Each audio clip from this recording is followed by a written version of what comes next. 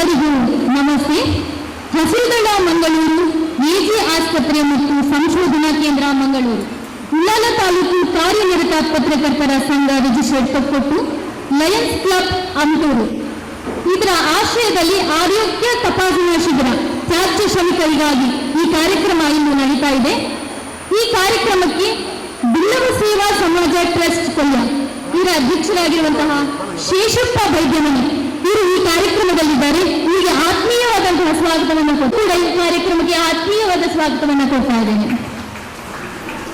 ಹಾಗೆಯೇ Lions club ಅಮಟೂರು ಇದರ ಅಧ್ಯಕ್ಷರಾಗಿರುವಂತಹ ವಿಲಿನ್ ಪಿರೇರಾ ಇವರು ಕೂಡ ನಮ್ಮ ಕಾರ್ಯಕ್ರಮದಲ್ಲಿ ಜೊತೆಯಾಗಿದ್ದಾರೆ.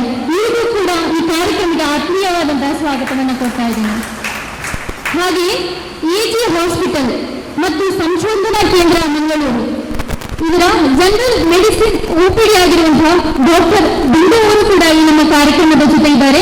ಇವರಿಗೂ ಕೂಡ ಆತ್ಮೀಯವಾದಂತಹ ಸ್ವಾಗತವನ್ನು ಕೊಡ್ತಾ ಇದ್ದೇನೆ. ಹಾಗೆಯೇ ಹಸಿರುದಳ ಸಂಸ್ಥೆಯ ವ್ಯವಸ್ಥಾಪಕರಾಗಿರುವಂತಹ ನಾಗರಾಜ್ ಬಜಲ್ ಇವರು ಕೂಡ ಈ ನಮ್ಮ ಕಾರ್ಯಕ್ರಮದ ಜೊತೆ ಇದ್ದಾರೆ. ಇವರಿಗೂ ಕೂಡ ಆತ್ಮೀಯವಾದಂತಹ ಸ್ವಾಗತವನ್ನು ಕೊಡ್ತಾ ಇದ್ದೇನೆ ಸರ್. ಹಾಗೆಯೇ ನಮ್ಮ ಮುಂಭಾಗದಲ್ಲಿ ಉಚ್ಚಿಲ ಹಾಗೂ ಬೀರ್ಯ ತ್ಯಾಜ್ಯ ಶ್ರಮಿಕರಿದ್ದಾರೆ. ನಿಮಗೆಲ್ಲರಿಗೂ ಕೂಡ ಈ ಕಾರ್ಯಕ್ರಮಕ್ಕೆ ಪ್ರೀತಿಪೂರ್ವಕವಾದ ಸ್ವಾಗತ. ಹಾಗೆಯೇ ನಮ್ಮ ಎಜಿ ಆಸ್ಪತ್ರೆ ಮತ್ತು ಸಂಶೋಧನಾ ಕೇಂದ್ರ ಮಂಗಳೂರು ಇದರ ಸಿಬ್ಬಂದಿಗಳಾಗಿ ತಾವೆಲ್ಲರೂ ಕೂಡ ಈ ಕಾರ್ಯಕ್ರಮದಲ್ಲಿದ್ದೀರಿ. ನಿಮಗೂ ಕೂಡ ಆತ್ಮೀಯವಾದಂತಹ ಸ್ವಾಗತ. ಹಾಗೆಯೇ ನಮ್ಮ ದಯಾನಂದ ಪೈ ಸತೀಶ್ ಪೈ ಕಾಲೇಜಿನ ವಿದ್ಯಾರ್ಥಿಗಳು ಕೂಡ ನಮ್ಮ ಜೊತೆಗಿದ್ದಾರೆ. ನಿಮಗೂ ಕೂಡ ಆತ್ಮೀಯವಾದಂತಹ ಸ್ವಾಗತವನ್ನು ಕೊಡ್ತಾ ಇದ್ದೇನೆ. ಹಾಗೂ ಹಸಿರು ದಳದ ಎಲ್ಲ ಸಿಬ್ಬಂದಿಗಳಿಗೂ ಕೂಡ ಆತ್ಮೀಯವಾದ ಸ್ವಾಗತವನ್ನು ಕೊಡ್ತಾ ಇದ್ದೇನೆ. ಧನ್ಯವಾದಗಳು. ಸ್ವಾಗತಗಳು. ಇದೀಗ ಹಸಿರು ದಳದ ಮ್ಯಾನೇಜರ್ ಆಗಿರುವಂತಹ ಶ್ರೀಯುತ ನಾಗರಾಜ್ ಅವರು ಪ್ರಾಸ್ತಾವಿಕ ನುಡಿಯನ್ನು ಹೇಳಬೇಕಾಗಿ ವಿನಂತಿಸಿಕೊಳ್ತಾ ಇದ್ದೇನೆ. ನಾವು ಈ ಕಾರ್ಯಕ್ರಮವನ್ನ ಮಾಡ್ತಾ ಇರುವುದು ತ್ಯಾಜ್ಯ ಅವರಿಗೆ. ಒಂದು ದಿವಸ ಕೂಡ ಕಸದ ಗಾಡಿ ವಾಹನ ನಿಂತರೆ ಇದು ಬಹಳಷ್ಟು ಸಮಸ್ಯೆ ಆಗುತ್ತೆ. ನಾವು ಅದಕ್ಕೋಸ್ಕರ ಅವ್ರಿಗೆ ಹೇಳ್ತೇವೆ, ನಿಮ್ಮ ಕೆಲಸವನ್ನ ಬಿಟ್ಟು ಬರಬೇಡಿ. ಯಾಕಂದ್ರೆ ಕೆಲಸ ಬಹಳಷ್ಟು ಮುಖ್ಯ ಆಗಿರುತ್ತೆ. ನಿಮ್ಮ ಕೆಲಸವನ್ನ ಮಾಡಿ ಸ್ವಲ್ಪ ಬೇಗ ಬನ್ನಿ ಅಂತ ಹೇಳಿದ್ದೇವೆ. ಇನ್ನು ಮಧ್ಯಾಹ್ನ 1 ಗಂಟೆವರೆಗೆ ಬಹಳಷ್ಟು ಜನ ಇನ್ನೂ ಕೂಡ ಬರ್ಲಿಕ್ಕಿದ್ದಾರೆ. ಬೇರೆ ಬೇರೆ ಪೌರ ಕಾರ್ಮಿಕರು ಕೂಡ ಈ ಒಂದು ಸೌಲಭ್ಯವನ್ನ ಪಡೆಯುತ್ತಿದ್ದಾರೆ. ಹಸಿರುದಳ ಸಂಸ್ಥೆ ಕಳೆದ 11 ವರ್ಷಗಳಿಂದ ತ್ಯಾಜ್ಯ ಆಯುವವರನ್ನ ಗುರುತಿಸುವ ಕೆಲಸವನ್ನ ಮಾಡ್ತಾ ಇದೆ. ಮುಖ್ಯವಾಗಿ ಈ ಸಮಾಜದಲ್ಲಿ ಅತ್ಯಂತ ಕೆಳ ಸ್ತರದಲ್ಲಿರುವಂತಹ ಒಂದು ಸಮುದಾಯ ಇದ್ರೆ ಅದು ತ್ಯಾಜ್ಯ ಆಯುವರು ಅಂತ ಹೇಳ್ಬೋದು. ಅವರನ್ನ ಯಾರು ಕೂಡ ಗುರುತಿಸ್ತಾನೆ ಇರಲಿಲ್ಲ. ರಸ್ತೆ ಬದಿಯಲ್ಲಿ ಎಲ್ಲಾದ್ರೂ ಸಿಕ್ಕರೆ ಅವರನ್ನ ಬೇರೆ ಬೇರೆ ರೀತಿ ಕಳ್ಳರ ತರ ನೋಡುವಂತಹದ್ದು, ಬೇರೆ ಬೇರೆ ಅವರ ಮೇಲೆ ಅತ್ಯಾಚಾರಗಳಾಗಿರುವಂತಹದ್ದು ಬಹಳಷ್ಟು ಪ್ರಕರಣಗಳು ಆದಾಗ ಸುಪ್ರೀಂ ಕೋರ್ಟ್ ಕೂಡ ಇವರನ್ನ ಗುರುತಿಸಬೇಕು ಅಂತ ಹೇಳ್ತದೆ. ಯಾಕಂತಂದ್ರೆ ಇವರು ತನಗೆ ಅರಿವಿಲ್ಲದ ಹಾಗೆ ಈ ಸಮಾಜವನ್ನ, ಈ ಪರಿಸರವನ್ನ ಸ್ವಚ್ಛ ಮಾಡುವಂತಹ ಮೂಕ ಪರಿಸರವಾದಿಗಳು ಅಂತ ನಾವು ಕರಿತೇವೆ ಅವರನ್ನ.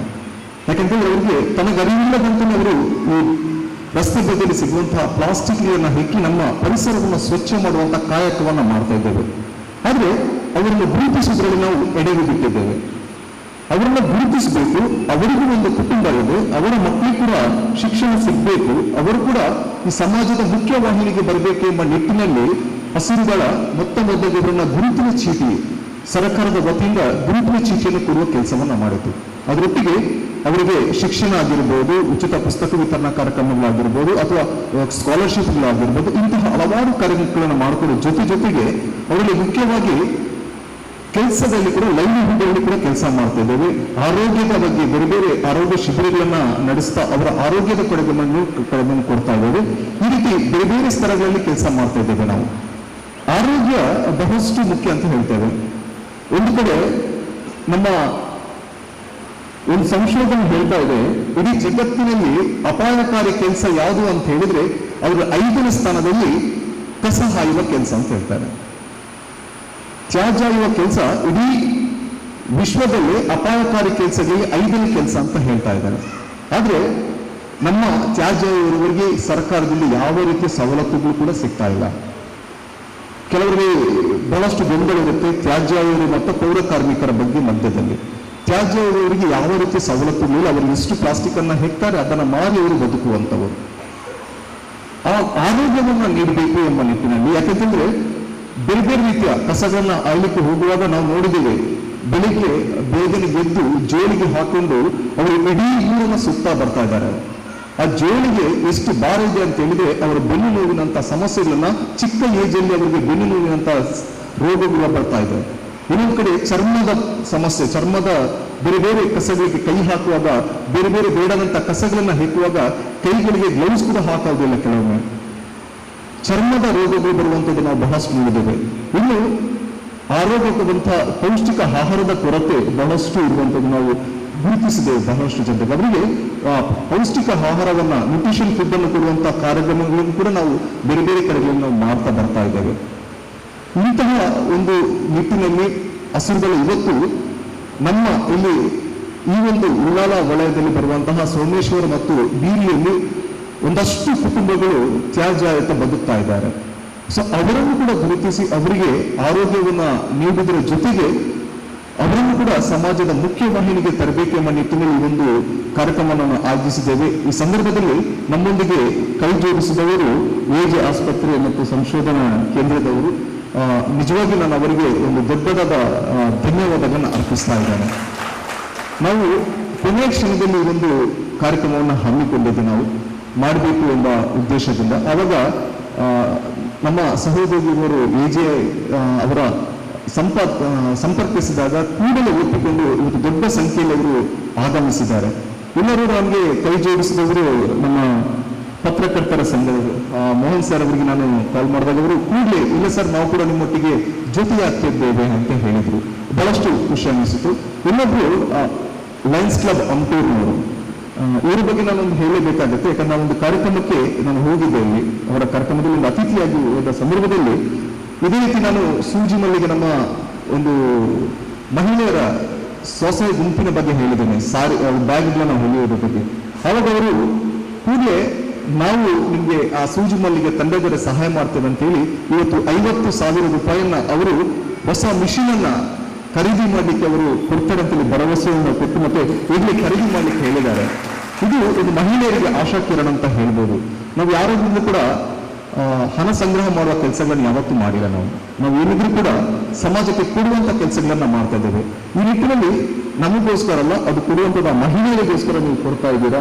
ಬಹಳಷ್ಟು ಉತ್ತಮವಾದ ಕೆಲಸವನ್ನ ಲಯನ್ಸ್ ಕ್ಲಬ್ ಟೂರ್ನವರು ಕೂಡ ಮಾಡ್ತಾ ಇದ್ದಾರೆ. ಈ ಸಂದರ್ಭದಲ್ಲಿ ಅವರು ಕೂಡ ನಮ್ಮೊಂದಿಗೆ ಜೊತೆ ಆಗಿರುವುದು ಖಂಡಿತವಾಗಿ ನಮಗೆ ಬಹಳಷ್ಟು ಖುಷಿ ಅನ್ನಿಸ್ತಾ ಇದೆ. ಸೊ ಅದರೊಟ್ಟಿಗೆ ಬಂದಿರುವಂತ ಎಲ್ಲ ನಮ್ಮ ಸಮುದಾಯದವರು, ನಮ್ಮವರು ದಯವಿಟ್ಟು ಎಲ್ಲ ಎಜೆ ಆಸ್ಪತ್ರೆಯವರು ಏನೆಲ್ಲ ಸೌಲಭ್ಯಗಳಿದೆ, ಆರೋಗ್ಯ ಸೌಲಭ್ಯಗಳಿದೆ, ಆ ಸೌಲಭ್ಯಗಳನ್ನು ತಾವೆಲ್ಲರೂ ಕೂಡ ಸದುಪಯೋಗ ಪಡಿಸಿಕೊಳ್ಬೇಕು.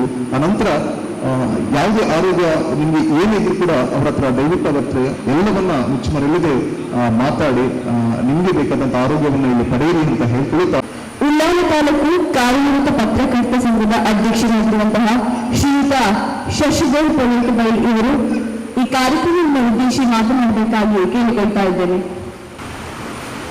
ಈ ವೇದಿಕೆ ನನಗೆ ತುಂಬ ಸಂತೋಷ ಮತ್ತು ಹೆಮ್ಮೆ ಕೊಟ್ಟಂತಹ ಒಂದು ವೇದಿಕೆ. ಈ ತಿಂಗಳಿಡೀ ಆಟಿಡೊಂದು ದಿನ, ಕೆಸರಡೊಂದು ದಿನ ಇಂಥ ತುಂಬ ಕಾರ್ಯಕ್ರಮದಲ್ಲಿ ಭಾಗವಹಿಸಿದ್ದೇವೆ. ಒಂದು ಆಟದ ಕೂಟದಲ್ಲಿ 53 ಬಗೆಯ ಖಾದ್ಯಗಳನ್ನು ಕೂಡ ತಿಂದಿದ್ದೇವೆ.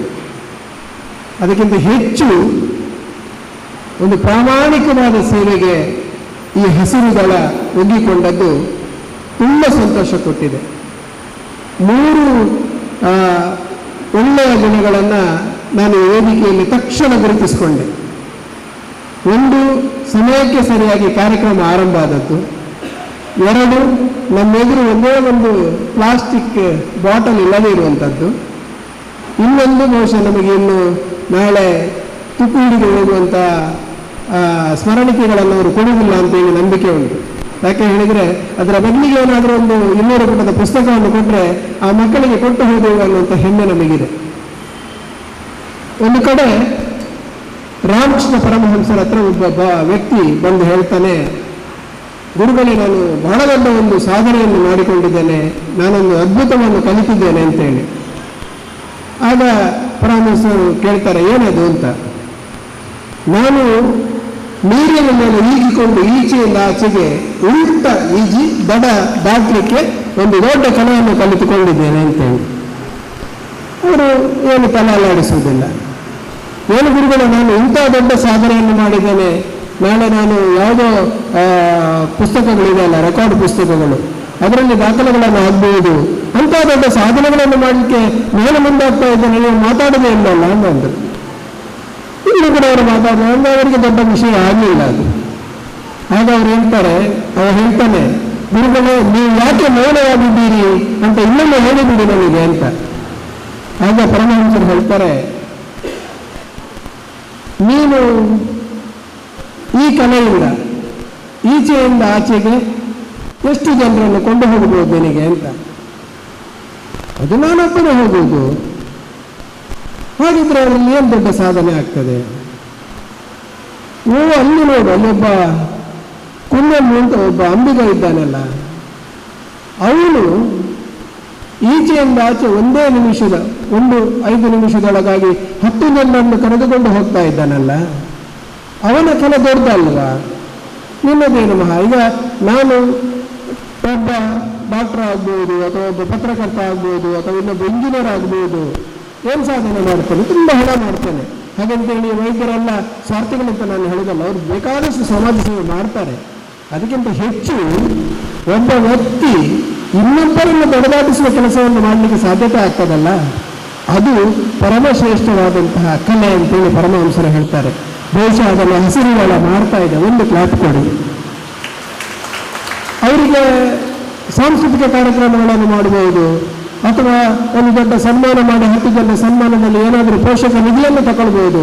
ಅವರು ಹೇಳಿದ್ರು, ನಾವು ಅಂತಹ ಕೆಲಸಕ್ಕೆ ಕೈ ಹಾಕಿದ್ದು ಕಮ್ಮಿ, ನಾವೇನು ಗುರುತಿಸಿದ್ದೇವೆ ಅಂತ ಹೇಳಿದರೆ ಸಮಾಜಕ್ಕೆ ಅಲ್ಟಿಮೇಟ್ ಆಗಿ ಸೇವೆ ಮಾಡಿ ಅವರು ನಿಜವಾಗಿ ಕಡೆಗಣಿಸಿದವರು ಅಂತ ಇದ್ದರೂ ಕೂಡ ಅವರು ಮಾಡುವಂತಹ ಸೇವೆ ಅದು ಉನ್ನತವಾದ ಸೇವೆ ಅನ್ನೋದನ್ನು ಗುರುತಿಸಿಕೊಂಡು ಈ ರೀತಿಯ ಒಂದು ಕಾರ್ಯಕ್ರಮವನ್ನು ಮಾಡಿಕೊಂಡಾಗ ನಾವು ಸದಾ ಬದ್ಧರಿದ್ದೇವೆ. ಉಳ್ಳಾಲ ಕಾರ್ಯನಿರತ ಪತ್ರಕರ್ತರ ಸಂಘ ಇಂತಹ ಯಾವ ಕಾರ್ಯಕ್ರಮಗಳನ್ನು ಮಾಡಿದ್ರು. ಇವತ್ತು ಒಂದು ಕ್ಯಾಮರಾ ಇರ್ಬೋದು, ಒಬ್ಬರು ಪತ್ರಕರ್ತರಿರ್ಬೋದು, ತುಂಬ ಕಾರ್ಯಕ್ರಮ ಇವತ್ತು ಇದೆ. ಆ ಕಾರಣಕ್ಕಾಗಿ ಮಾತ್ರ ಅದು ಎಲ್ಲ ಪತ್ರಿಕೆಗಳಲ್ಲಿ ಬರ್ತದೆ, ಎಲ್ಲ ಚಾನೆಲ್ಗಳಲ್ಲಿ ಬರ್ತದೆ. ಅಂದರೆ ಇಂತಹ ಕಾರ್ಯಕ್ರಮಗಳಿಗೆ ಸಪೋರ್ಟ್ ಮಾಡದೇ ಇದ್ದಲ್ಲಿ ನಮ್ಮ ಮಾಧ್ಯಮ ವೇಸ್ಟ್ ಅಂತ ನಮಗೆ ಅನಿಸ್ತಾ ಇದೆ.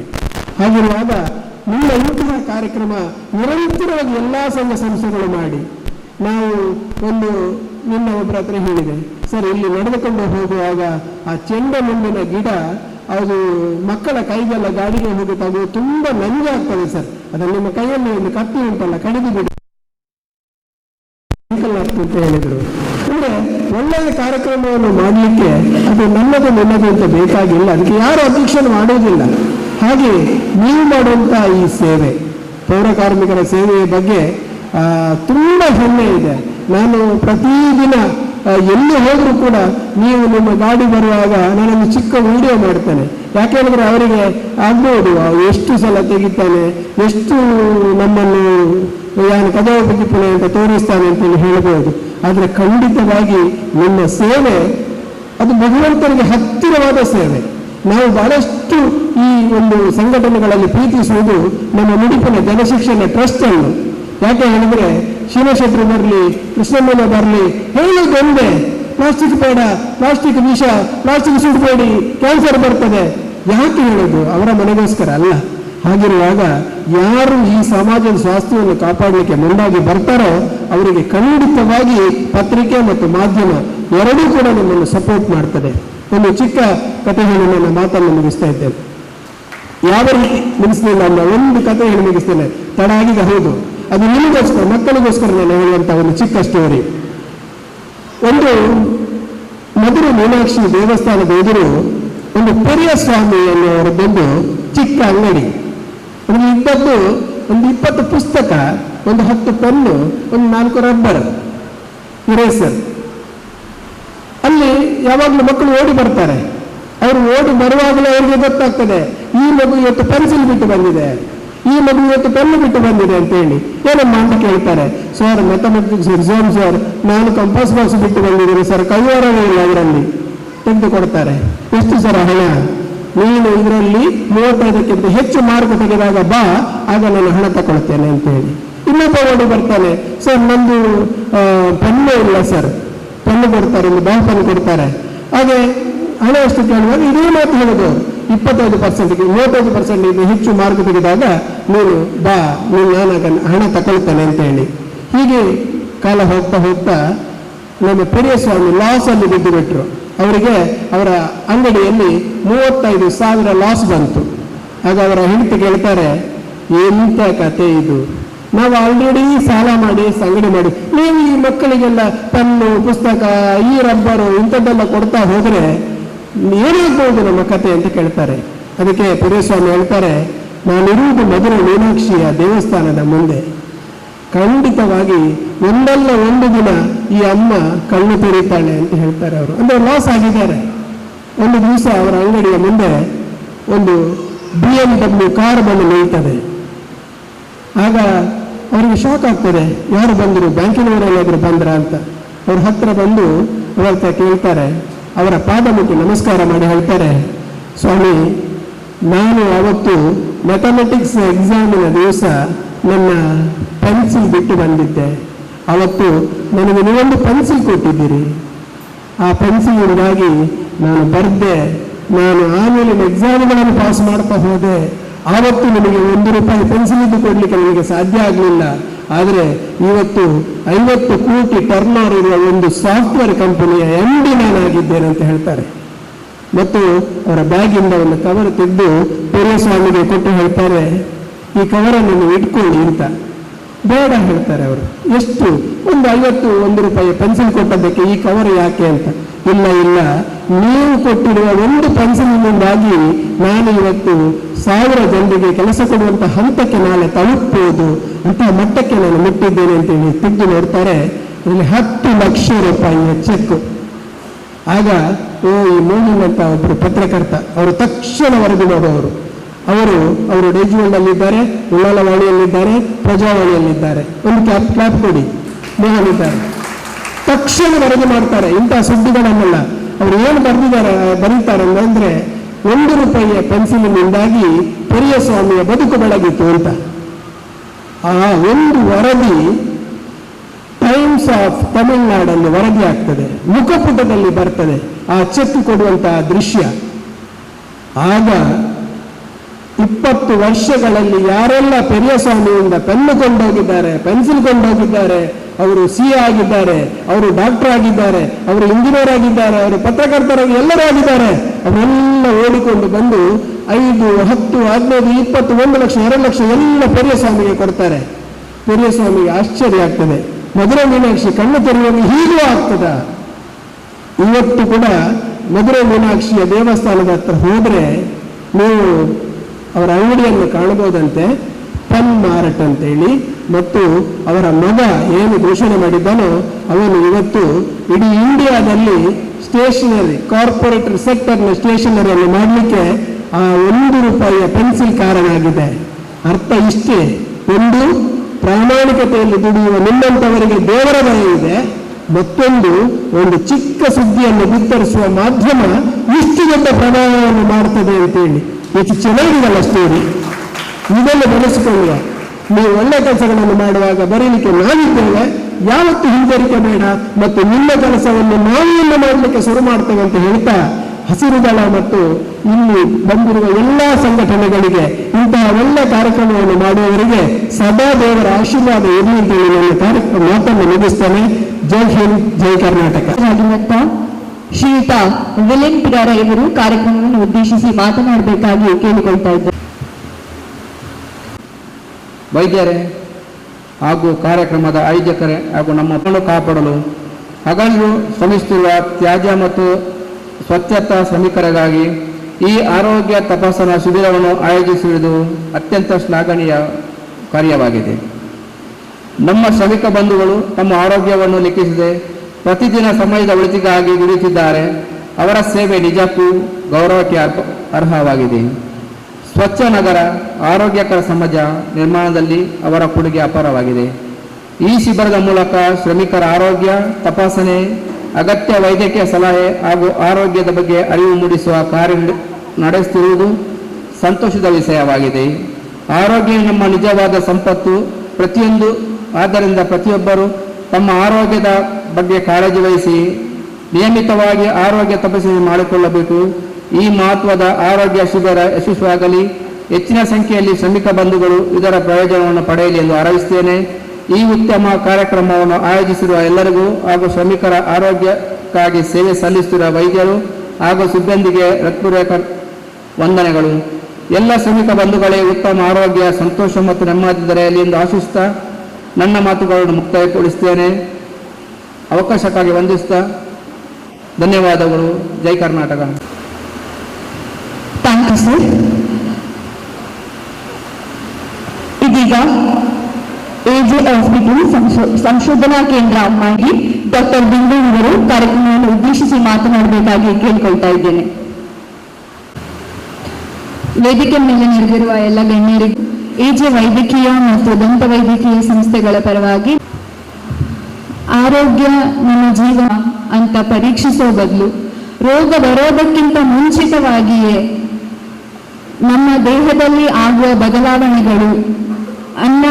ಬದಲಾವಣೆಗಳನ್ನು ನೋಡಿ ಹಾಗೂ ಅದಕ್ಕೆ ಬೇಕಾದಂತಹ ಏನೇನು ನಮ್ಮ ಜೀವನ ಶೈಲಿಯಲ್ಲಿ ವ್ಯತ್ಯಾಸಗಳನ್ನು ಮಾಡಿಕೊಳ್ಬೇಕು ಅಥವಾ ಅದಕ್ಕೆ ಬೇಕಾದಂತಹ ಏನು ಚಿಕಿತ್ಸೆಯನ್ನು ತಗೊಳ್ಬೇಕು, ತಡೆಗಟ್ಟುವ ಕ್ರಮಗಳನ್ನು ಪಾಲಿಸಬೇಕು ಅಂತ ನೋಡ್ಕೊಳ್ಳುವುದು ಕೂಡ ಅತ್ಯಂತ ಮುಖ್ಯವಾದ ವಿಷಯವಾಗಿರುತ್ತದೆ. ಅದಕ್ಕೆ ನಾವು ಇವತ್ತು ಎಜೆ ವೈದ್ಯಕೀಯ ಮತ್ತು ದಂತ ವೈದ್ಯಕೀಯ ಎರಡೂ ಸಂಸ್ಥೆಗಳು ಇಲ್ಲಿಗೆ ಬಂದಿರುವಂಥದ್ದು. ಇವತ್ತು ಲಭ್ಯವಿರುವ ವಿಭಾಗವೆಂದರೆ ಒಂದು ರಕ್ತದೊತ್ತಡ ಪರೀಕ್ಷೆ ಮತ್ತು ಮಧುಮೇಹ ಪರೀಕ್ಷೆ, ಅದು ಬಿಟ್ಟರೆ ಕಿವಿ ನೋವು, ಗಂಟಲು ತಪಾಸಣೆ, ದಂತ ಚಿಕಿತ್ಸೆ ವಿಭಾಗದವರು ಬಂದಿರ್ತಾರೆ, ಮೂಳೆ ನೋವು ಮತ್ತು ಸಂಧಿ ನೋವು ಇದರ ತಪಾಸಣೆ ಹಾಗೂ ಸ್ತ್ರೀರೋಗ ವಿಭಾಗ, ಕಣ್ಣಿನ ಪರೀಕ್ಷೆ, ಈ ಎಲ್ಲ ವಿಭಾಗದವರು ಆ ವಿಭಾಗದಿಂದ ಮುಖ್ಯಸ್ಥರು ಬಂದಿರುವಂಥದ್ದು. ಸೊ ನಮ್ಮಿಂದಾಗುವ ಎಲ್ಲ ನಿಮ್ಗೆ ಯಾವ ಸಹಾಯ ಬೇಕು ಅಥವಾ ಯಾವ ಸಲಹೆ ಬೇಕು ಅದೆಲ್ಲವನ್ನು ನೀಡೋದಕ್ಕೋಸ್ಕರ ನಾವಿವತ್ತು ಇಲ್ಲಿಗೆ ಬಂದಿರ್ತೇವೆ. ಸೊ ಇದರ ಸದುಪಯೋಗ ಪಡ್ಕೊಳ್ಬೇಕು ಅಂತ ಕೇಳ್ಕೊಳ್ತೇನೆ. ಧನ್ಯವಾದಗಳು. ಮ್ಯಾಮ್, ಇದೀಗ ಧನ್ಯವಾದ ಸಮರ್ಪಣೆಯನ್ನ ಹಸಿರುದಳದ ಶಾಂತಪ್ಪ ಇವರು ನೆರವೇರಿಸಿಕೊಡಬೇಕಾಗಿ ನಾನು ನಿಮ್ಮೆಲ್ಲರ ಪರವಾಗಿ ಕೇಳಿಕೊಳ್ತಾ ಇದ್ದೇನೆ. ಮಂಗಳೂರು ಎಜೆ ಆಸ್ಪತ್ರೆ ಮತ್ತು ಸಂಶೋಧನಾ ಕೇಂದ್ರ ಮಂಗಳೂರು, ಉಳ್ಳಾಲ ತಾಲೂಕು ಕಾರ್ಯನಿರತ ಅಧ್ಯಕ್ಷರು, ಉಳ್ಳಾಲ ತಾಲೂಕು ಕಾರ್ಯನಿರತ ಪತ್ರಕರ್ತರ ಸಂಘ ತಕ್ಕೋಟೆ, ಇವರಿಗೆ ಎಲ್ಲರ ಪರವಾಗಿ ಗೌರವಪೂರ್ವಕ ವಂದನೆ ಸಲ್ಲಿಸಿದ್ದೀನಿ ಸರ್. ಇವರಿಗೆ ನಾಗರಾಜ್ ಸರ್ ಇವರ ಬಟ್ಟೆಗಳನ್ನು ನೀಡಿ ಗೌರವಿಸಬೇಕು ಕೇಳ್ಕೊತಿದ್ದೀನಿ. ಹಾಗೆ ಇಲ್ಲಿನ ಅತಿಥಿಗಳು ಮತದಾರರಾದಂಥ ಲಯನ್ಸ್ ಕ್ಲಬ್ ಅಮಿಟರ್ ಇದರ ಅಧ್ಯಕ್ಷರ ವಿಲನ್ಪುರ ಸರ್ ತಮಗೂ ಕೂಡ ಗೌರವಪೂರ್ವಕ ವಂದನೆ ಸಲ್ಲಿಸುತ್ತಿದ್ದೇನೆ. ಇವರಿಗೆ ಕೂಡ ಬಟ್ಟೆಗಾಗಿ ನೀಡಿ ಗೌರವಿಸಬೇಕಾಗಿ ನಾಗರಾಜ್ ಸರ್ ಕೇಳ್ಕೊಳ್ತಿದ್ದೇನೆ. ಹಾಗೆ ಬಿಲ್ಲವ ಸೇವಾ ಸಂಘ ಟ್ರಸ್ಟ್ ಕೊಯ್ಲ ಇದರ ಅಧ್ಯಕ್ಷ ಸೈಸಪ್ಪ ವೈದ್ಯಮನೆ ಇವರಿದ್ದಾರೆ. ಇವರಿಗೂ ಎಲ್ಲರ ಪರವಾಗಿ ಆತ್ಮೀಯವಾದ ಧನ್ಯವಾದಗಳು. ಇವರಿಗೂ ಕೂಡ ಬಟ್ಟೆಗಾಗಿ ನೀಡಿ ಗೌರವಿಸಬೇಕು ಕೇಳ್ಕೊಳ್ತಿದ್ದೇನೆ. ಈ ಒಂದು ಕಾರ್ಯಕ್ರಮ ತುಂಬಾ ಅರ್ಥಪೂರ್ಣವಾಗಿ ಯಶಸ್ವಿಯಾಗಿ ಮಾಡಲಿಕ್ಕೆ ನನಗೆ ಮೂಲ ಕಾರಣ ಎಜೆ ಆಸ್ಪತ್ರೆ ಇದರ ಡಾಕ್ಟರ್ ಆದ ಬಿಂದು ಇದ್ದಾರೆ. ತಮ್ಮ ಕೂಡ ಎಲ್ಲರ ಪರವಾಗಿ ಗೌರವಪೂರ್ವಕ ವಂದನೆಗಳು ಮೇಡಮ್. ಇವರಿಗೆ ಕೂಡ ಬಟ್ಟೆಗಾಗಿ ನೀಡಿ ಗೌರವಿಸಬೇಕು ಕೇಳ್ಕೊಳ್ತಿದ್ದೇನೆ. ಹಾಗೆ ಈ ಕಾರ್ಯಕ್ರಮದಲ್ಲಿ ಹಸಿರುಗಳ ನೋಡಿ ವ್ಯವಸ್ಥಾಪಕರಾದ ನಾಗರಾಜ್ ಸರ್ ಇದ್ದಾರೆ. ಸರ್ ತಮಗೂ ಕೂಡ ಗೌರವಪೂರ್ವಕದ ವಂದನೆಗಳು ಸಲ್ಲಿಸಿದ್ದೇನೆ. ಉಚ್ಚಿಲ ಮತ್ತು ಬೇರೆ ವಲಯದ ತ್ಯಾಜ್ಯ ಸಮಿತಿಯರಿಗೆ ಎಲ್ಲರ ಪರವಾಗಿ ಆತ್ಮೀಯವಾದ ಧನ್ಯವಾದ ಕೋರುತ್ತಿದ್ದೇನೆ. ಎಜೆ ಹಾಸ್ಪಿಟಲ್ ಎಲ್ಲ ಡಾಕ್ಟರ್ಸ್ಗಳಿಗೂ ಕೂಡ ಈ ಸಂದರ್ಭದಲ್ಲಿ ಸರ್ವರ ಪರವಾಗಿ ಧನ್ಯವಾದ ಸಲ್ಲಿಸಿದ್ದೇನೆ. ಹಾಗೆ ಪತ್ರಕರ್ತರ ಹಾಗೂ ಮಾಧ್ಯಮ ಮಿತ್ರರಿಗೂ ಕೂಡ ಧನ್ಯವಾದಗಳು. ವಿದ್ಯಾರ್ಥಿಗಳಿಗೂ ಕೂಡ ಧನ್ಯವಾದ ಸಲ್ಲಿಸಲಿ. ಈ ಕಾರ್ಯಕ್ರಮದಲ್ಲಿ ಉಪಸ್ಥಿತ ಹಸಿರುಗಳ ಎಲ್ಲ ಸಿಬ್ಬಂದಿಗಳಿಗೆ ಧನ್ಯವಾದಗಳು. ಹಾಗೆ ಈ ಕಾರ್ಯಕ್ರಮ ಆಯೋಜನೆ ಮಾಡಿದ ನಮ್ಮ ರಚಿತಾ ಪ್ರಿಯ ಕೂಡ ಆತ್ಮೀಯವಾದ ಧನ್ಯವಾದ ಕೋರುತ್ತಿದ್ದೇನೆ. ಹಾಗೆ ಸಭೆಯನ್ನು ವ್ಯವಸ್ಥೆ ಮಾಡಿದ ಕಡಿಮೆ ಮೊತ್ತದಲ್ಲಿ ನಿಮಗೆ ವ್ಯವಸ್ಥೆ ಮಾಡಿಕೊಟ್ಟಂತ ಬ್ರಹ್ಮಶ್ರೀ ನಾರಾಯಣಪುರ ಇದರ ಆಡಳಿತ ಮಂಡಳಿಗೆ ಎಲ್ಲರ ಪರವಾಗಿ ಧನ್ಯವಾದ ಹೇಳುತ್ತಾ ಮಗದನ್ನು ಸರ್ವರಿಗೆ ಒಳ್ಳೆಯ ಮಾತಲ್ಲಿ ಧನ್ಯವಾದ. ಇಡಿರುವಂಥ ಬ್ಯಾಗ್ ಏನಿದೆ, ಸೊ ನಮ್ಮಲ್ಲಿ ಒಂದು ತಂಡ ಇದೆ, ಸೂಜಿ ಮಲ್ಲಿಗೆ ಅಂತೇಳಿ. ಅವರು ಬೇರೆ ಬೇರೆ ಪಂಚಾಯತಿಗಳಲ್ಲಿರುವಂತಹ ಮಹಿಳೆಯರನ್ನು ನಾವು ಒಟ್ಟು ಸೇರಿಸಿ ಅವ್ರದ್ದೊಂದು ಸ್ವಸಹಾಯ ಗುಂಪುಗಳನ್ನಾಗಿ ಮಾಡಿದ್ದೇವೆ. ಅವರು ಏನು ಮಾಡ್ತಾರೆ ಅಂತ ಹೇಳಿದ್ರೆ, ಈಗ ನಾವು 10 ಗ್ರಾಮ ಪಂಚಾಯತಿಗಳಲ್ಲಿ ಘನತ್ಯಾಜ್ಯವನ್ನು ನಿರ್ವಹಣೆ ಮಾಡ್ತಾ ಇದ್ದೇವೆ. ಎಲ್ಲ ಕಡೆಗಳಲ್ಲಿ ಹಸಿ ಕಸ ಬಂದರೆ ನಾವು ಅದನ್ನು ಕಂಪೋಸ್ಟ್ ಮಾಡ್ತಾ ಇದ್ದೇವೆ. ಡ್ರೈ ವೇಸ್ಟ್ ಅನ್ನ ರೀಸೈಕ್ಲಿಂಗ್ ಕಳಿಸ್ತಾ ಇದ್ದೇವೆ. ಆದರೆ ಹೊಸ ಜನರೇಷನ್ ಅಲ್ಲಿ ಬಹಳಷ್ಟು ದೊಡ್ಡ ಸಮಸ್ಯೆ ಏನಂತಂದ್ರೆ ಬಟ್ಟೆಗಳು. ಮೀಶೋ ಅಥವಾ ಬೇರೆ ಬೇರೆ ಇದರಲ್ಲಿ ಆನ್ಲೈನ್ ಅಲ್ಲಿ ಬಹಳ ಕಡಿಮೆ ದರದಲ್ಲಿ ಬಟ್ಟೆಗಳು ಸಿಗ್ತಾ ಇದೆ. ಯೂಸ್ ಮಾಡ್ತೇವೆ ನಂತರ ಬಿಸಾಡ್ತೇವೆ. ದೊಡ್ಡ ಮಟ್ಟದ ಬಟ್ಟೆಗಳು ಅದು ಲ್ಯಾಂಡ್ ಫಿಲ್ಗೆ ಹೋಗ್ತಾ ಇದೆ. ಅದನ್ನ ಕಡಿತ ಮಾಡಬೇಕೆಂಬ ನಿಟ್ಟಿನಿಂದ ಬಟ್ಟೆಯನ್ನು ಅಪ್ಸೈಕ್ಲಿಂಗ್ ಮಾಡುವ ನಿಟ್ಟಿನಲ್ಲಿ ಒಳ್ಳೊಳ್ಳೆ ರೀತಿಯ ಬಟ್ಟೆಗಳನ್ನ ಮನೆಗಳಿಂದ ಸಂಗ್ರಹ ಮಾಡಿ ನಾವು ಬಟ್ಟೆ ಬ್ಯಾಗ್ಗಳನ್ನ ಮಾಡಿ ಯಾವುದೇ ಕಾರ್ಯಕ್ರಮ ಇದ್ರೂ ಕೂಡ ನಾವು ಯಾವುದೇ ರೀತಿಯ ಇದನ್ನ ಕೊಡಲ್ಲ, ಅದ್ರ ಬದಲಾಗಿ ಬ್ಯಾಗ್ಗಳನ್ನ ನಾವು ಕೊಡ್ತಾ ಇದ್ದೇವೆ. ಇದರ ಒಟ್ಟಿಗೆ ನಾವು ಫ್ರೀಡಮ್ ಫ್ರಮ್ ಪ್ಲಾಸ್ಟಿಕ್ ಅಂತೇಳಿ ಒಂದು ಅಭಿಯಾನವನ್ನ ಮಾಡ್ತಾ ಇದ್ದೇವೆ. ಈಗ ಪತ್ರಕರ್ತರಿದ್ದಾರೆ, ಮತ್ತೆ ಲಯನ್ಸ್ ಕ್ಲಬ್ನವರಿದ್ದಾರೆ, AJ ಆಸ್ಪತ್ರೆಯವರಿದ್ದಾರೆ, ಮತ್ತೆ ನಾರಾಯಣಗುರು ಸಭಾಭವನದವರಿದ್ದಾರೆ, ಬಿಲ್ಲವ ಸಮಾಜದವರಿದ್ದಾರೆ. ಸೊ ನಾವೊಂದು ರಿಕ್ವೆಸ್ಟ್ ಮಾಡ್ತಾ ಇದ್ದೇವೆ, ದಯವಿಟ್ಟು ನಿಮ್ಮಲ್ಲಿ ಯಾವುದೇ ರೀತಿಯ ಯೂಸ್ ಮಾಡಿದಂತಹ ಬಟ್ಟೆಗಳಿದ್ರೆ, ಸೀರೆಗಳಾಗಿರ್ಬೋದು, ಮುಖ್ಯವಾಗಿ ಸೀರೆಗಳಿದ್ರೆ ದಯವಿಟ್ಟು ಅದನ್ನ ಎಲ್ಲೆಲ್ಲಿ ಬಿಸಾಡಬೇಡಿ. ನಮಗೊಂದು ಕರೆ ಮಾಡಿ, ನಾವು ಅದನ್ನ ಸಂಗ್ರಹ ಮಾಡ್ತೇವೆ. ಸಂಗ್ರಹ ಮಾಡಿದ ನಂತರ ಅದರಲ್ಲಿ ನಾವು ಬ್ಯಾಗ್ಗಳಾಗಿ ಮಾಡ್ತಾ ಇದ್ದೇವೆ, ಕ್ಯಾರಿ ಬ್ಯಾಗ್ಗಳನ್ನ. ಸೊ ಎಲ್ಲೆಲ್ಲಿ ಈಗ ನಾವು ತೊಕ್ಕೊಟ್ಟು ಜಂಕ್ಷನ್ ಅಲ್ಲಿ ಒಂದು ದಿವಸ ನಾವು ಕಾರ್ಯಕ್ರಮನ ಮಾಡಬೇಕು ಅಂತ ಇದ್ದೇವೆ. ಅದಕ್ಕೆ ನಿಮ್ಮ ಪತ್ರಕರ್ತರ ಸಹಕಾರ ಕೂಡ ಬೇಕಾಗಿದೆ ನಮಗೆ. ಸೊ ಯಾರೆಲ್ಲ ಪ್ಲಾಸ್ಟಿಕ್ ಕೊಂಡೋಗ್ತಾರೆ, ನಮ್ಮ ಕಣ್ಣ ಮುಂದೆ ಯಾರೆಲ್ಲ ಪ್ಲಾಸ್ಟಿಕ್ ಕೊಂಡೋಗ್ತಾರೆ ಅವರೆಲ್ಲರೂ ಕೂಡ ಅವರ ಕೈಯಿಂದ ಪ್ಲಾಸ್ಟಿಕ್ ಅನ್ನು ನಾವು ತೆಗೆದವರಿಗೆ ಬಟ್ಟೆ ಬ್ಯಾಗ್ಗಳನ್ನ ಉಚಿತವಾಗಿ ನಾವು ಕೊಡ್ತಾ ಇದ್ದೇವೆ. ನಾವು ಹೊಲಿದು ಅದನ್ನ ಉಚಿತವಾಗಿ ನಾವು ಅವರಿಗೆ ಕೊಡ್ತಾ ಇದ್ದೇವೆ. ಕರ್ನಾಟಕದಲ್ಲಿ ಮಾಡುವಾಗ ನಮಗೆ ಇವರು ನಮ್ಮ ಅನ್ನಪೂರ್ಣವರು ಕೂಡ, ಲಯನ್ಸ್ ಕ್ಲಬ್ನವರು ಕೂಡ ನಮ್ಮೊಂದಿಗೆ ಜೊತೆ ಆಗ್ಬೋದು. ನೀವು ನಮ್ಮೊಟ್ಟಿಗೆ ಬನ್ನಿ, ನಾವು ಹಂಚ್ತಾ ಇದ್ದೇವೆ, ನೀವು ಕೂಡ ಹಂಚಿ. ಜನರೊಟ್ಟಿಗೆ ಬೆರೆಯುವಂತ ಅವಕಾಶ ಸಿಗುತ್ತೆ. ಅದರೊಟ್ಟಿಗೆ ಒಂದಷ್ಟು ಪ್ಲಾಸ್ಟಿಕ್ಗಳನ್ನು ನಾವು ಸಂಗ್ರಹ ಮಾಡಿ ಅವರಿಗೆ ಬಟ್ಟೆ ಬ್ಯಾಗ್ಗಳನ್ನ ಕೊಡ್ತಾ ಇದ್ದೇವೆ. ನಾವು ಒಂದು ಬಟ್ಟೆ ಬ್ಯಾಗ್ ನಮ್ಮ ಉದ್ದೇಶ ಇಷ್ಟೇ, ಒಂದು ಸೀರೆಗಳಿಗೆ, ಒಂದು ಹಳೆ ಬಟ್ಟೆಗೆ ಹೊಸ ಜೀವವನ್ನು ಕೊಡಬೇಕು, ಒಂದಷ್ಟು ಮಹಿಳೆಯರಿಗೆ ಉದ್ಯೋಗ ಆಗಬೇಕು. ಅದರೊಟ್ಟಿಗೆ ನಾವು ಕೊಟ್ಟ ಬ್ಯಾಗ್ಗಳನ್ನ 10 ಸಲ ಯೂಸ್ ಮಾಡಿದ್ರು ಸಾಕು, 10 ಪ್ಲಾಸ್ಟಿಕ್ ಭೂಮಿಗೆ ಬೀಳುವುದನ್ನ ಕಡಿಮೆ ಮಾಡುವ ನಿಟ್ಟಿನಲ್ಲಿ ಈ ಕಾರ್ಯಕ್ರಮವನ್ನು ಮಾಡ್ತಾ ಇದ್ದೇವೆ. ಅದಕ್ಕೆಲ್ಲರೂ ಕೂಡ ನಿಮ್ಮೆಲ್ಲರ ಸಹಕಾರ ಬೇಕು. ಹಳೆ ಬಟ್ಟೆಗಳನ್ನ ಇದ್ರೆ ನಮಗೆ ದಯವಿಟ್ಟು ಕೊಟ್ಟು ಬಿಡಿ ಅಂತ ಕೇಳ್ಕೊಳ್ತಾ, ಏನು ಅಲ್ಲ ಯೂಸ್ ಮಾಡಿರುವಂಥದ್ದು ಬೇಡ ಅಂತೇಳಿ ಕಬಟ್ಟಲ್ಲಿ ಇಟ್ಟು ಬಿಡ್ತೇವೆ. ಹೆಣ್ಮಕ್ಳು ಏನ್ ಮಾಡ್ತಾರೆ ಅಂತ ಹೇಳಿದ್ರೆ ನೆಕ್ಸ್ಟ್ ಯೂಸ್ ಮಾಡೋಣ ಅಂತೇಳಿ ಬಟ್ಟೆಯಲ್ಲಿ ರಾಶಿ ಇಟ್ಟು ಬಿಡ್ತೇವೆ. ಅನಂತರ ಒಂದ್ಸಲ ಏನಾಗುತ್ತೆ, ತುಂಬಾ ಕಳೆದಾದ ನಂತರ ಬೇಡ ಅಂತ ಹೇಳಿ ಅದನ್ನು ಬಿಸಾಡ್ಬಿಡ್ತೇವೆ. ಸೀರೆಗೆ ಜಾಸ್ತಿ ನಾವು ಪ್ರಿಫರೆನ್ಸ್, ಕ್ಯಾರಿ ಬ್ಯಾಗ್ ಮಾಡ್ಲಿಕ್ಕೆ ಯೂಸ್ ಆಗುತ್ತೆ. ಹಾಗಂತ ಬೇರೆ ಬಟ್ಟೆಗಳಿದ್ರು ಕೂಡ ನಾವು ಬೇರೆ ಬೇರೆ ಪೌಚ್ಗಳನ್ನ ಮಾಡ್ತಾ ಇದ್ದೇವೆ. ಅದನ್ನು ಕೂಡ ನಾವು ಫ್ರೀಯಾಗಿ ನಾವು ಕೊಡ್ತಾ ಇದ್ದೇವೆ ಜನರಿಗೆ. ಸೊ ನಿಮ್ಮ ಸರ್ಕಲ್ ಅಲ್ಲಿ ಯಾರಿಗಾದ್ರೂ ಕಲೆಕ್ಟ್ ಮಾಡ್ಲಿಕ್ಕೆ ಇದ್ರೆ ದಯವಿಟ್ಟು ಕಲೆಕ್ಟ್ ಮಾಡಿ ನಮಗೆ ತಿಳಿಸಿ ಅಂತ ಹೇಳ್ಕೊಳ್ತಾ ಇದ್ದೇವೆ. ಸೊ ಧನ್ಯವಾದಗಳು ಎಲ್ಲರೂ ಕೂಡ ಮತ್ತೊಮ್ಮೆ. ಸರ್ ಹೇಳುವಾಗ ನನಗೆ ನೆನಪು ಬಂತು, ಕಂಕನಾಡಿಯ ಗರಡಿ ಕ್ಷೇತ್ರದಲ್ಲಿ ಕಮ್ಮಿ ಅಂತ ಹೇಳಿದ್ರೆ ಮಾಯಂದಾಳ್ ಮತ್ತು ದೇವಿ ಬೈದ್ಯರಿಗೆ ಒಂದು ವರ್ಷಕ್ಕೆ ಕಳೆದ ಸಲ 340 ಸಾರಿ ಬಂದಿತ್ತು. ಅಲ್ಲಿ ಈ ಚೀಲವನ್ನು ಮಾಡ್ತಾರೆ. ಆ ಚೀಲ ಯಾರಿಗೆಲ್ಲ ಈ ಸ್ಮರಣಿಕೆಗಳು, ಫ್ರೂಟ್ಸು ಎಲ್ಲ ಸನ್ಮಾನ ಆಗುವಾಗ ಕೊಡ್ತಾರೆ, ಅದನ್ನು ಕೊಡಲಿಕ್ಕೆ ಅವರು ಯೂಸ್ ಮಾಡ್ತಾರೆ. ತುಂಬ ಸಂತೋಷ ಆಯಿತು ಅವರು. ಅಂತಹ ಕೆಲಸವನ್ನು ಎಲ್ಲ ದೇವಸ್ಥಾನಗಳೆಲ್ಲ ಮಾಡಿದರೆ ಖಂಡಿತವಾಗಿ ನಿಮ್ಮ ಈ ಏನು ನಿಲುವಿದೆ ಅದಕ್ಕೆ ಇನ್ನಷ್ಟು ಪ್ರೋತ್ಸಾಹ ಸಿಗ್ಬೋದು ಅಂತ ನನ್ನ ಅನಿಸಿಕೆ. Thank you sir. ವೈದ್ಯಕೀಯ ಶಿಬಿರ ಆರಂಭ ಆಗ್ತದೆ. ರಿಜಿಸ್ಟ್ರೇಷನ್ ಮಾಡಿಸಿ ಇನ್ನು ಕೂಡ ಜನ ಬರ್ತಾ ಇದ್ದಾರೆ. ಸ್ವಲ್ಪ ತಡ ಆಗ್ಬೋದು, ಹಾಗೂ ಕೆಲಸ ಮುಗಿಸಿ ಬರ್ತಾ ಇದ್ದಾರೆ ಪೌರ ಕಾರ್ಮಿಕರೆಲ್ಲರೂ. ಸೊ ಎಲ್ಲರೂ ಕೂಡ ಮತ್ತೊಮ್ಮೆ ಧನ್ಯವಾದ ಅರ್ಪಿಸ್ತಾ ಇದ್ದೇವೆ. Thank you.